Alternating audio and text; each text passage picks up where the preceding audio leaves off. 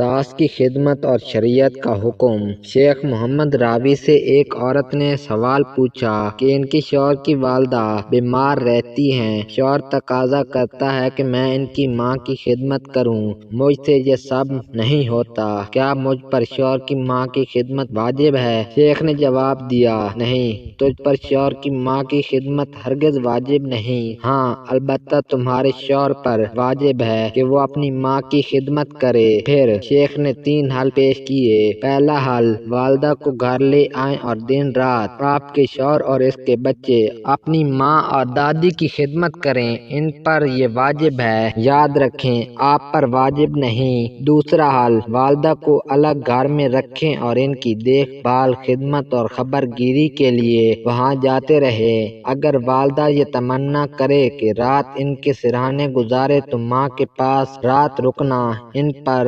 واجب ہے، یاد رکھیں آپ پر واجب نہیں۔ تیسرا حل، والدہ کی دیکھ بھال کے لیے ایک نرس رکھ لیں۔ اگر نرس کے لیے تنخواہ دینے میں حرج ہو تو گھر کے اخراجات کم کر کے نرس کی تنخواہ دیں۔ نرس کی موجودگی میں والدہ کے پاس آتے جاتے فتنے میں پڑنے کا خطرہ ہو، نرس سے شادی کرنا واجب ہوگا۔